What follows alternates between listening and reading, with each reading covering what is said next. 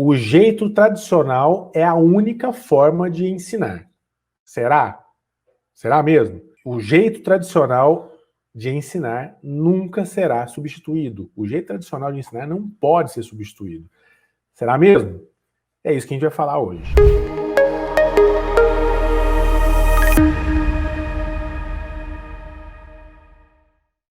Então, bora pro show! Eu sou o professor Éder Bento e na live de hoje a gente vai falar sobre o ensino tradicional e o ensino inovador e saber se o ensino tradicional ele nunca pode ser substituído, será mesmo que isso é verdade?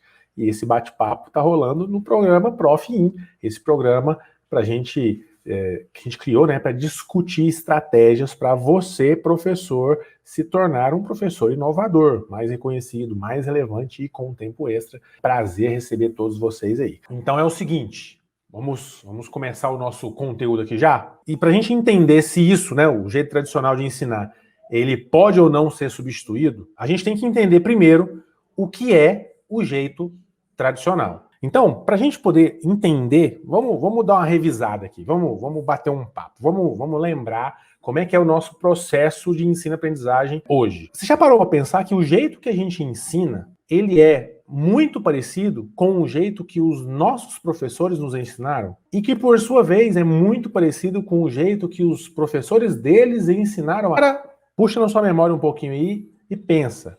Reflita. Até manias. Eu parei para pensar uma época, sabe? Até manias, formas, exemplos na aula. A gente usa o mesmo exemplo há 20 anos.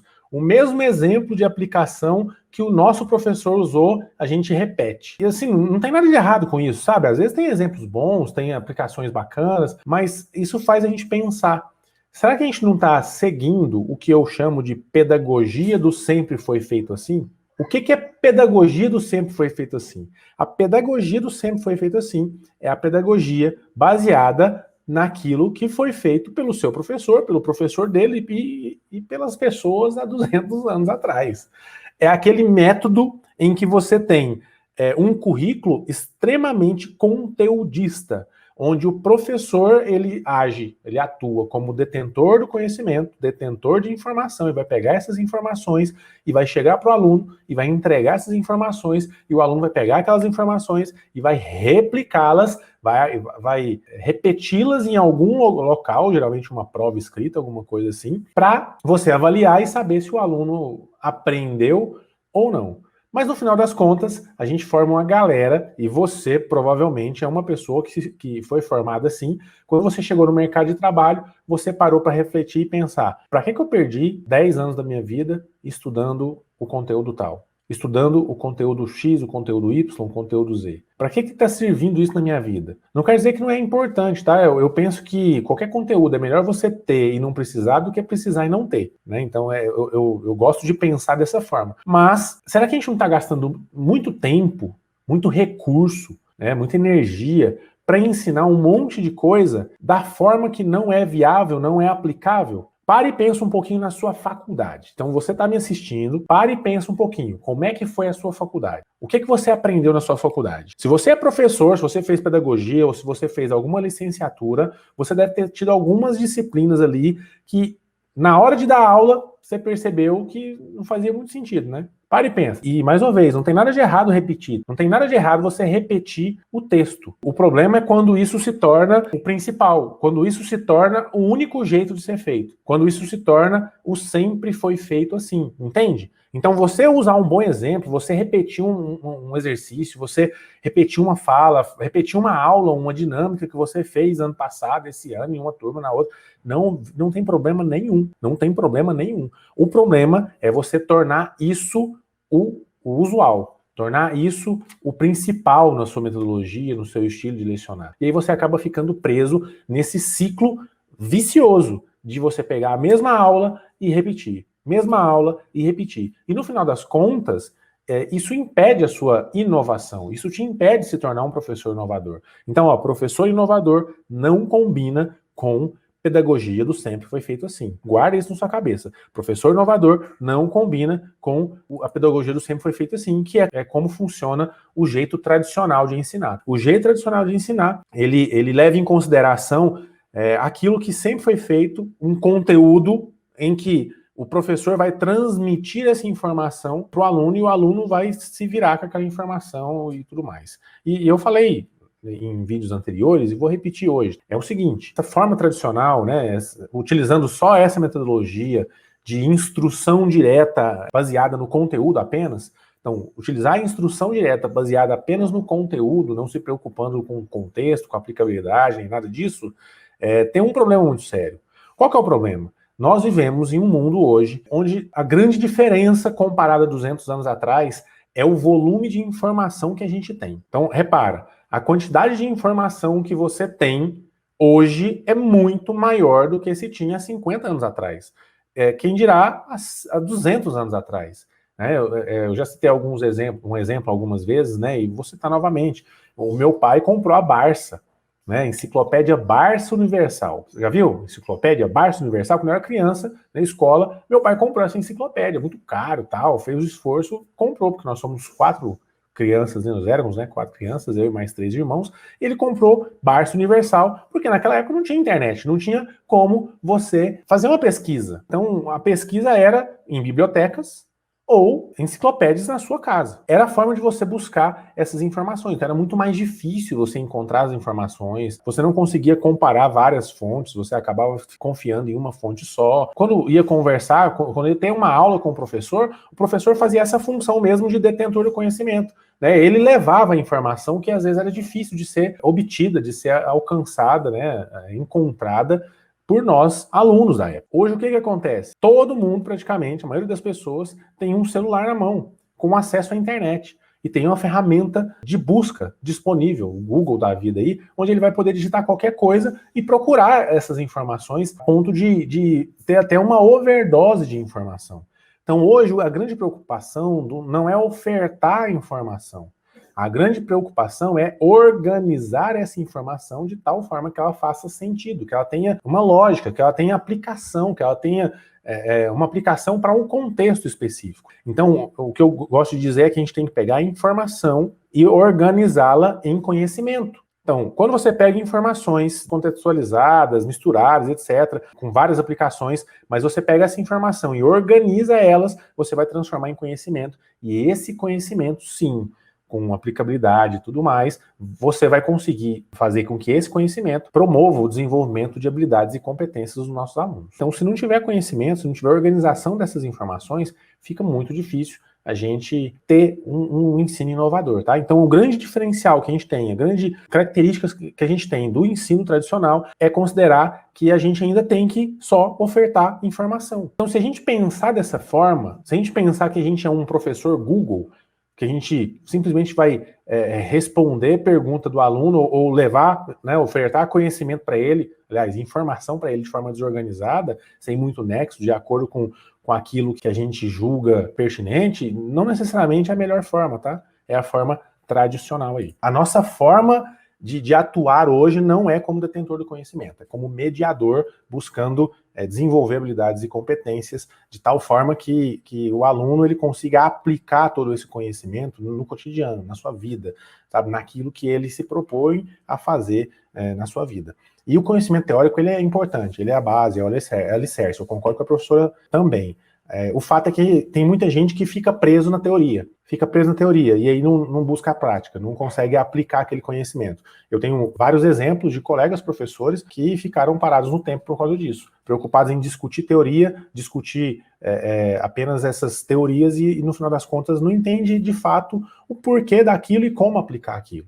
Vou dar um exemplo para você entender, uma história bem interessante. Conta-se que 2 amigos se encontraram na rua, muitos anos que não se viam, amigos de escola, e aí um deles convidou o outro para almoçar em casa. E esse convidado aceitou, né, e foi almoçar em casa, na casa desse outro amigo. E eles chegaram lá e na hora do almoço a esposa, né, do anfitrião trouxe um prato muito bonito, tal, que era um peixe. Um peixe assado muito bonito. Só que o peixe estava sem cabeça. E aí esse convidado olhou aquele peixe, comeu o peixe, achou muito gostoso e tal. E ao final ele perguntou para a cozinheira, falou assim, me conta um negócio. eu vi que você tem um costume de cortar a cabeça do peixe para assar, eu costumo comer com a cabeça e tudo. Por que você corta a cabeça, né? E a mulher fala assim, não, isso aí foi receita de mamãe. A mamãe me ensinou a fazer dessa forma, então eu sigo a receita da mamãe. E ele, tudo bem, deixou isso para lá e foi embora. Em outro momento, coincidiu deles almoçarem juntos, e nesse momento a mãe da esposa, no caso, né, do anfitrião, estava junto. Eles comeram um peixe assado novamente, sem cabeça, comeram tranquilos e tal, e ao final ele aproveitou a oportunidade e perguntou para a mãe, para ela, por que, né, qual que era o segredo da receita de cortar a cabeça do peixe. E a mãe riu e disse, na verdade é o seguinte, eu sempre cortei a cabeça do peixe para poder assar, porque a travessa que eu tinha não cabia o peixe inteiro. Então eu cortava a cabeça para o peixe caber. E aí eu assava. E a filha via a mãe fazer assim e pensava que tinha que fazer desse jeito. Essa história exemplifica exatamente a pedagogia do sempre foi feito assim. Exemplifica exatamente como o ensino tradicional é aplicado hoje. Da forma que sempre foi feito. Viu que a receita era daquele jeito, o peixe sem cabeça, e eles acabam, professores tradicionais, né, acabam repetindo isso. Mas aí vem a grande questão e vem um grande ponto que eu quero, na sequência, falar para vocês, tá? Quando eu falo que o ensino inovador, ele não é igual ao ensino tradicional, não significa que o ensino inovador vai abolir a instrução direta do ensino tradicional. Presta atenção, ensino inovador não é abolir a instrução direta do ensino tradicional. Então, você pode cozinhar um peixe sem cabeça. Não tem problema, você pode fazer a sua receita desse jeito, se a sua travessa for menor. Mas se a sua travessa for maior, não tem necessidade. Você pode pensar numa nova forma, você pode inovar, inclusive evoluir a receita. Então, só porque sempre foi feito assim, não significa que você tem que seguir a receita. Você precisa ter a base teórica para fazer uma reflexão sobre o porquê aquilo é feito e não parar só por aí. Né? Começar a aplicar novas formas. Então, depois que você descobriu, cortava a cabeça do peixe por causa disso, então, já que eu tenho uma travessa maior, vou testar fazer com a cabeça, ver o que acontece, e assim vai, tá? Então, utilizando essa analogia, já dá para você entender qual que é a perspectiva, qual que é a proposta do ensino inovador. O ensino inovador não é acabar com a instrução direta. O que é instrução direta, pessoal? A instrução direta é o professor chegar lá, em alguns momentos, em algumas aulas, dar uma aula expositiva. Qual é o problema de aula expositiva? Não tem problema nenhum aula expositiva. O que a gente está fazendo aqui agora? É praticamente uma aula expositiva, dialogada, onde eu estou conversando com vocês aí no chat, né? De um conteúdo. Então não tem problema você fazer uma instrução direta. Eu pegar um conteúdo, pegar, né, um contexto, etc., e mostrar para o aluno. Não tem problema eu pegar um problema e mostrar a solução para o aluno. Eu instruir ele como proceder naquela situação. Não tem problema nenhum você fazer isso. Não tem problema. Só que você não pode ficar limitada ao tamanho da travessa. Você tem que considerar que você tem uma travessa que cabe o peixe inteiro.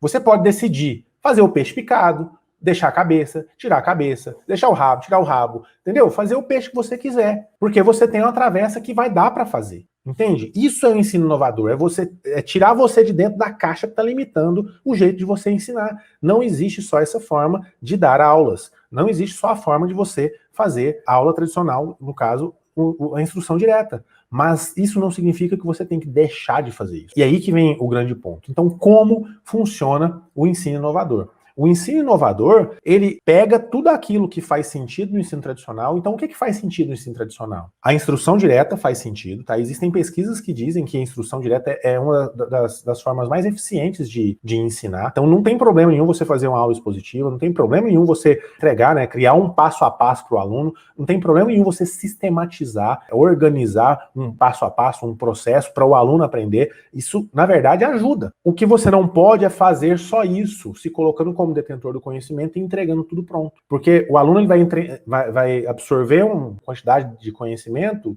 ou às vezes de informação, e vai travar ali, vai parar ali, ele não vai conseguir contextualizar e não vai conseguir desenvolver as habilidades necessárias para, então, desenvolver competências. Tá? Então, é importante que você utilize a instrução direta junto com metodologias ativas. O ensino tradicional, ele não é a única forma. Não é necessariamente a melhor forma. Mas também a gente não tem que abolir ele e usar só outra forma nova. Inovar, pessoal, grava isso na sua cabeça. Inovar não é criar coisa nova necessariamente. É você pegar aquilo que você já tem, adaptar, né, acrescentar alguma coisa, somar coisas diferentes, para então criar uma coisa com aplicação inovadora. Vou dar um exemplo bem simples.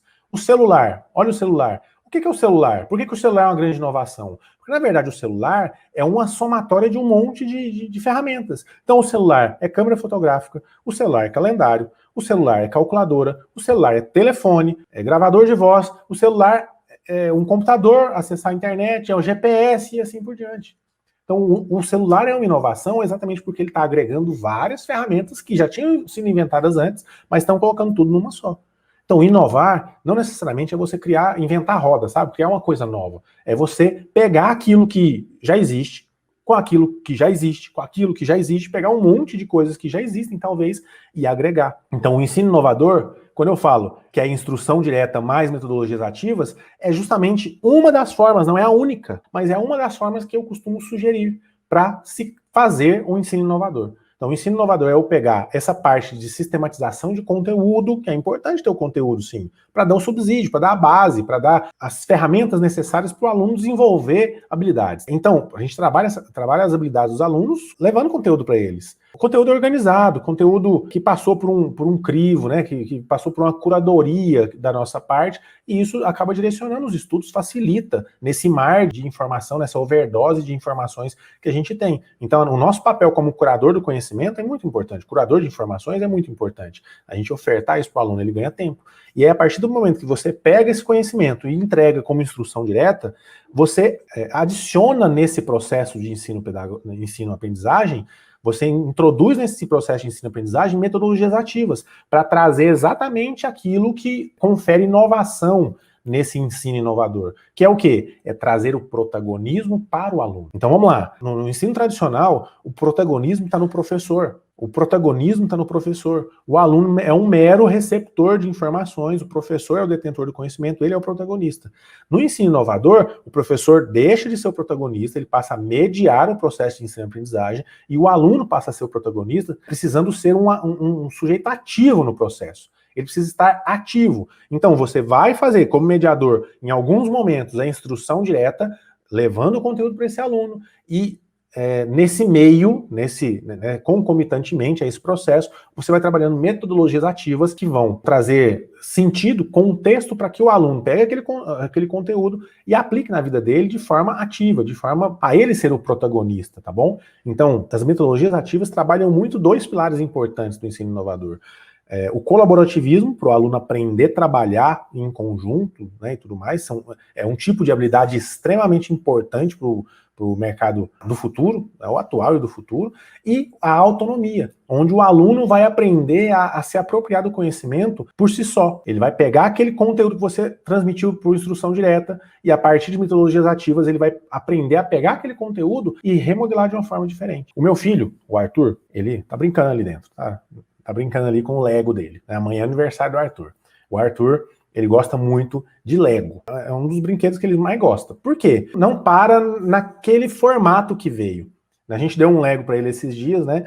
E eu já... Na caixinha vem lá para ele montar os hominhos de um jeito. E aí, quando eu vou olhar os brinquedos dele, ele já mudou tudo. Ele usa a cabeça de outro hominho no lugar, ele troca as mãos, ele troca as arminhas, os poderes, os trens, a armadura, sabe? Então, é um estilo de brincadeira livre. Ele tem todas as peças. Então, a instrução direta eu ofereci as peças para ele. Falei para ele que existe uma forma de usar mais comum, que é daquela forma ali, ó, usando as peças, montando para formar um carrinho. Só que, quando a gente introduz a metodologia ativa no processo, a gente mostra que existem outras situações que aquelas mesmas pecinhas podem ser úteis, ele vai começar a entender que ele pode pegar aquela pecinha e montar de outra forma para formar um navio, para criar um avião, para criar alguma outra coisa. Entende? Então, eu vejo que o processo de ensino-aprendizagem tem que ser trabalhado dessa forma. A instrução direta juntamente com a metodologia ativa. Não se trabalha os dois separadamente. Um grande erro que eu vejo dos professores hoje em dia, ao tentar inovar, é tentar trabalhar isso separadamente. Ler algum artigo falando sobre metodologias ativas, e aí quer pegar, excluir completamente o ensino tradicional, né, a instrução direta, e só fazer metodologias ativas separadamente. Mas se você aplicar de forma correta as metodologias ativas, você vai ver que existem momentos dentro daquela ação, daquela metodologia que você escolher, que tem instrução direta. Vamos para exemplo? Eu gosto de dar exemplo. Exemplo é uma coisa que eu gosto muito. Vou dar um exemplo de metodologias ativas para vocês. Existe uma metodologia ativa chamada instrução por pares. Quem já ouviu falar? Coloca aí no chat para mim. Instrução por pares. É um tipo de metodologia ativa. Instrução por pares. Vamos lá, professor perguntou o que se entende por metodologias ativas. Legal, vamos lá, deixa eu já responder isso para você, professor. O que se entende por metodologias ativas? São metodologias de ensino em que você vai colocar o aluno como um sujeito ativo no processo de ensino-aprendizagem. Você não vai simplesmente fazer instrução direta, você vai colocar ele para agir no processo de ensino-aprendizagem. Você tá a instrução por pares para você entender como é que é. A instrução por pares é assim, ó. Antes de eu abordar alguma situação, problema, alguma coisa assim, eu faço uma instrução, um resuminho rápido. Eu passo para o aluno um estudo, né, alguma coisa. Digamos que eu vou trabalhar algum problema relacionado à matemática aí, a operações com números, com fração, operação com fração, certo? Vou trabalhar operação com fração com o aluno. E aí, o que eu vou fazer? Eu vou preparar um material, uma leitura, né, uma videoaula, algum material, e vou enviar para o aluno para ele fazer isso antes dessa aula que eu vou dar. Vou mandar para ele antes, para ele dar uma lida. Um material complementar, eu vou dar uma lida lá. Só, estuda esse negócio aí para a próxima aula. Vou mandar para ele. Então, com isso, eu já estou trabalhando a autonomia do aluno. Mandei uma videoaula para o aluno vai assistir aquela videoaula, né, onde eu posso explanar o conteúdo, alguma coisa assim. Chega na sala de aula, a gente, antes de começar a aula em si, a atividade em si, eu vou fazer uma breve explanação, vou fazer um resumão muito rápido daquilo que eu enviei, justamente para colocar na mesma página todo mundo, porque a gente sabe que às vezes tem aluno que não vai seguir a nossa instrução de ler o artigo que a gente passou, de assistir a videoaula que a gente passou, a gente coloca todo mundo na mesma página fazendo um resumão rápido.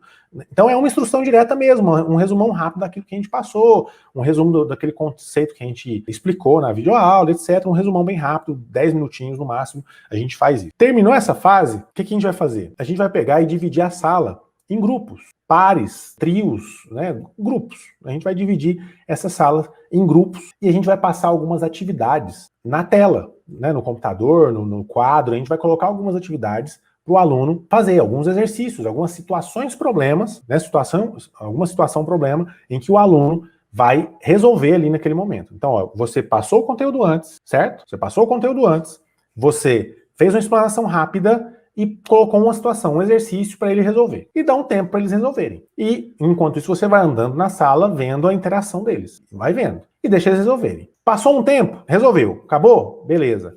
Aí você vai fazer o seguinte, e aí que vem o sentido do nome aqui agora. Você vai virar para os grupos e falar assim, agora você vai pegar o jeito que você fez e vai convencer o seu colega que o seu jeito está certo. Ou o seu colega vai convencer você que o jeito dele está certo. E você vai deixar aqueles alunos bater aquele papo, né? Conversar um com o outro e ver, e eles discutirem, né? Se aquele jeito que eles aplicaram fazia sentido ou não, se estava certo ou não, e deixa eles fazerem, tá bom? Deixa eles fazerem. Depois disso, você vai coletar as respostas. Você coleta as respostas dos alunos para saber qual foi a resposta geral dos alunos. E a partir da resposta que você tem deles, você vai saber se a maioria acertou, se a maioria errou aquele exercício. Se a maioria acertou aquele exercício, legal, você corrige o exercício mostrando o passo a passo, fazendo mais uma vez uma instrução direta e toca a ficha. Se a maioria errou, você dá alguma dica, dá algum direcionamento, né? Reexplica alguma parte que talvez o aluno esteja com dificuldade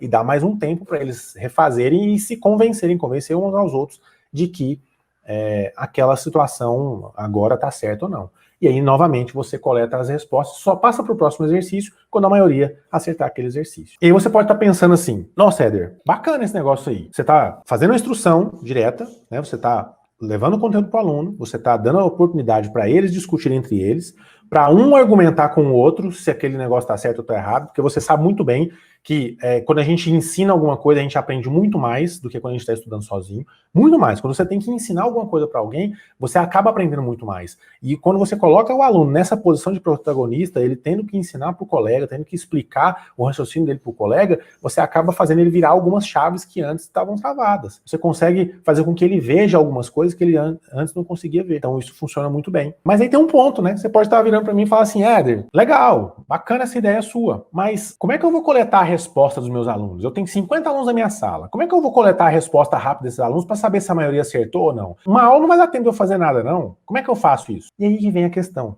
Tecnologia. É só usar tecnologia.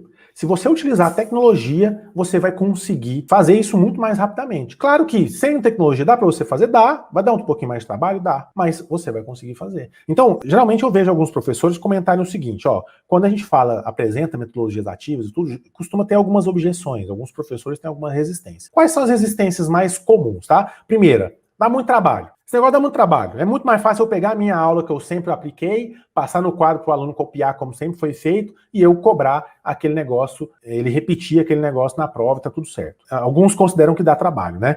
Mas na verdade não. Se você usar um planejamento inteligente, utilizar a tecnologia para te ajudar, você não vai ter trabalho. Você vai ter menos trabalho, inclusive. Você vai conseguir avaliar o aluno de forma contínua. Você vai entender como é que vai funcionar isso. Uma outra objeção, não tenho tempo. Não tenho tempo pensar uma aula desse jeito, dá muito trabalho, então eu não tenho tempo de jeito nenhum. Como eu disse, se você usa a tecnologia, você vai ganhar tempo ao utilizar a tecnologia. E terceira objeção que eu vejo, na minha escola é impossível. Na minha escola não tem televisão, na minha escola não tem projetor, na minha escola não tem internet, na minha escola não tem isso, não tem aquilo, então eu não consigo. Beleza, vamos lá, vamos tentar mostrar para você como é que dá para fazer? No nosso canal aqui no YouTube, quem tá vendo no Instagram, quem tá vendo no Facebook também tem, tá? Então, tanto no Facebook como no YouTube, nós temos um tutorial de uma ferramenta chamada Plickers. Se você nunca viu, deixa eu anotar aqui, ó, vou escrever aqui, ó, Plickers. Aí, ó, tá na tela, ó, Plickers. Essa é a ferramenta, Plickers. Aqui no nosso canal tem o tutorial.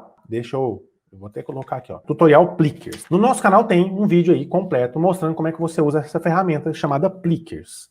Como é que funciona o Plickers? O Plickers é um site, tá? Que você vai entrar lá. Então no tutorial tá lá, vai lá e assiste, procura no canal aí assim que terminar a live e assiste, tá bom? Vale muito a pena, vale muito a pena. Então você entra lá no site do Plickers, cadastra a sua turma, coloca o nome dos alunos lá e tal, e aí você vai montar uma sequência de questões, tá? Se eu colocar uma sequência de questões lá, até 5 questões na versão gratuita, dá pra você colocar até 5 questões, que é mais do que suficiente pra você trabalhar 1 ou 2 aulas. Nem dá pra trabalhar isso tudo. Às vezes que eu já apliquei, as várias vezes que eu apliquei, eu consegui trabalhar, quando eu ia trabalhar a metodologia da instrução por pares, eu trabalhava 2, 3 questões no máximo. Porque o que mais vale não é a quantidade de exercícios que você faz, de situações, problemas que você apresenta.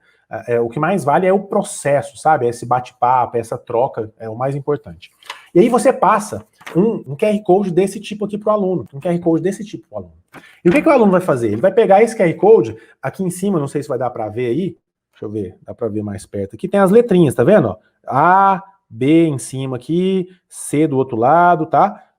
Tem aqui do Instagram também, tá aí. Então tem as letrinhas em cada lado. Então, a letra que tá na parte de cima é a resposta que o aluno vai dar.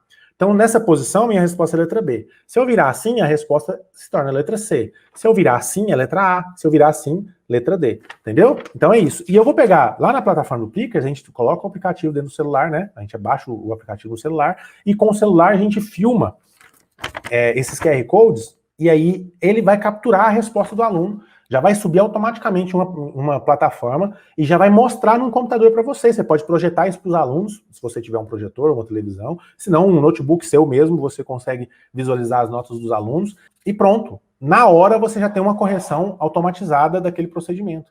Na hora você já sabe, você já consegue coletar as respostas dos alunos. Você tem 50 alunos na sua sala, você consegue coletar o dos 50. E você já vai ter o percentual de acertos dos alunos. Você vai conseguir saber a resposta média dos alunos. Então, com isso, você sabe se você pode passar para o próximo passo, né, para o próximo exercício, para a próxima situação, problema, ou se você precisa explicar algum detalhe, né, mostrar mais uma peça do quebra-cabeça, e aí deixar eles montarem entre si. Tá? Então, é assim que funciona uma instrução por pares, e ela dá muito certo se você utilizar a tecnologia, porque você vai ganhar tempo nesse procedimento, você vai conquistar a atenção do aluno, porque quando ele vê isso aqui, ele vai ficar louco, eu sei, porque eu já fiz muitas vezes, ele vai ficar doido com você, sendo um professor inovador, ele vai olhar e falar assim, o que é isso desse professor? Pegou minha resposta em 1 segundo? Como assim? Então ele já vai ficar prestando atenção naquilo e querendo saber o que mais vai acontecer na sala de aula. E se você usa esse tipo de ferramenta, esse tipo de abordagem de forma constante, o seu aluno com certeza vai ter menos indisciplina, vai ter mais interesse na sua sala, na sua aula, e vai dar o sangue, sabe? Ele vai dedicar mais para a sua aula, para aprender. Os seus resultados com certeza vão melhorar, e eu digo porque os meus resultados e resultados de outros professores melhoraram por causa disso. Ontem, inclusive, a gente fez uma live com o professor José Antônio, e ele falou sobre isso, né? Ele falou que ele já usou essa ferramenta que deu muito certo para ele também. Beleza? Deixa eu ver os comentários aqui para a gente continuar. Professor José Antônio, deixa eu ver sua participação, é bacana. Grupos interativos é uma metodologia interessante também, parece um pouco com instruções por pares. É porque trabalha essa parte, né, do grupo, uns conversando com os outros, né? Um instruindo o outro, um ajudando o outro. Essa troca de experiência, eu costumo dizer isso muito, tá? Trocar experiência no processo de ensino-aprendizagem confere tempo para as pessoas. Então, se você troca experiência, como o outro pensou, como ele fez, isso faz com que você chegue na resposta mais rápido. Então, você ganha tempo, você otimiza o processo, tá? Por isso que a gente gosta muito de falar sobre isso. Mais uma participação do professor. Então, seria um quiz presencial e em tempo real com autocorreção automática e na hora. Mais ou menos isso aí, professor. Gostei desse resumão seu aí, hein? Gostei. É um quiz presencial em tempo real com autocorreção automática e na hora. É mais ou menos isso. Só que a própria plataforma do Plickers tem como você fazer algumas coisas também online, tá? Não precisa ser necessariamente presencial. A plataforma do Plickers dá para você fazer online também. É semelhante ao Kahoot. Se você não conhece o Kahoot, também temos um tutorial do Kahoot aqui no nosso canal do YouTube, também no Facebook também tem. Você está no canal do YouTube aí, tem um tutorial sobre Kahoot.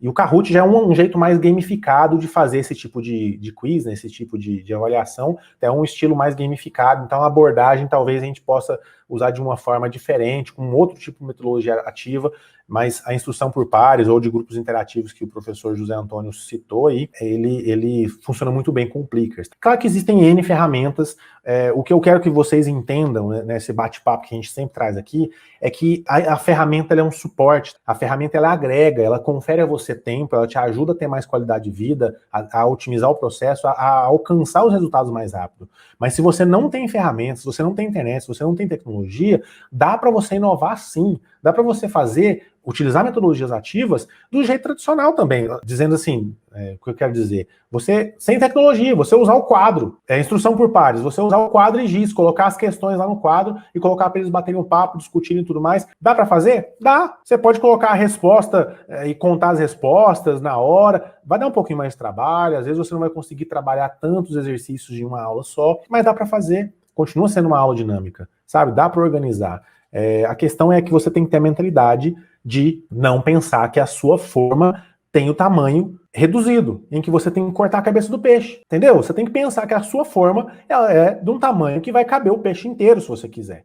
Se você quiser fazer picado, também você vai poder. Então, a gente tem que pensar que a gente não está preso ao sempre foi feito assim. Esse é o ponto crucial que eu quero trazer para vocês aqui hoje. Você não está preso. Inovar é não se colocar preso. Inovar é não se colocar preso nesse processo, nesse jeito de se fazer educação que a gente foi formado, que a gente estudou, que a gente viu os nossos avós estudarem. Então é isso que não faz sentido, que eu quero que vocês entendam de uma vez por todas. Então, dá muito trabalho, só se você não tiver um planejamento inteligente, aplicar metodologias ativas. Se você não tem tempo, a tecnologia vai justamente te conferir tempo, tanto no planejamento como na aplicação. E não é possível na sua aula, como eu disse, você não precisa utilizar tecnologia, internet, você não precisa depender disso. Inovar não depende de tecnologia, não depende de internet. Só que isso ajuda, a tecnologia ajuda. E um professor que de fato quer ser inovador, ele é eficiente, então ele considera os recursos que ele tem, inclusive a energia pessoal, o tempo que ele tem, então a tecnologia vai ajudar ele a chegar mais longe, porque ele vai ter mais gás, ele não vai cansar no início da jornada. Então, se você não usa tecnologia, a possibilidade de você se cansar ao longo do processo e parar no meio é grande. Se você usa tecnologia, você vai conseguir manter uma constância no processo de ensino-aprendizagem utilizando o ensino inovador, e com isso você vai ter mais é resultado. Você vai ter mais resultado, porque o ensino inovador, para você ser um professor inovador, você tem que ter constância. Não adianta você fazer uma aula inovadora um dia e nunca mais. Não adianta fazer hoje, depois fazer só ano que vem. Não, tem que ser constante. Não precisa ser todo dia. Volto a repetir, você não tem que abolir a instrução direta do ensino tradicional. Vai ter dia que você vai ter que fazer uma aula conteudista mesmo. Chega lá e é conteúdo, é quadro, giz e falando. Acontece, vai ter aula que vai ser assim. Só não pode ser toda aula assim, entendeu? E quando você for fazer aulas utilizando metodologias ativas, junto com instrução direta, etc., ferramentas tecnológicas, que seja com constância, que você crie um cronograma dentro do seu planejamento inteligente e você faça aquilo de forma periódica.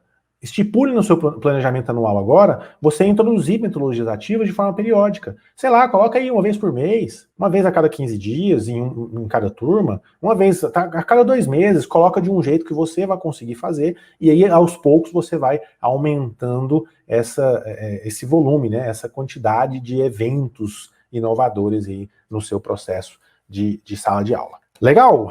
Pessoal, acho que é isso. Ficou bem claro. Deixa eu ver os comentários se tem mais alguém querendo participar. Eu acho que ficou bem bacana, né? A gente comentou aí muita coisa legal. Então, o jeito tradicional de ensinar, ele pode, não é que ele pode ser substituído, você não precisa substituí-lo. Essa é a conclusão final do nosso bate-papo. Você não precisa substituir o ensino tradicional, né? A instrução direta, etc. Você tem que agregar essa instrução direta a outras metodologias, principalmente metodologias ativas, onde vai colocar o aluno como protagonista no processo de ensino-aprendizagem. Show! Mais uma vez, é um prazer tê-los aqui.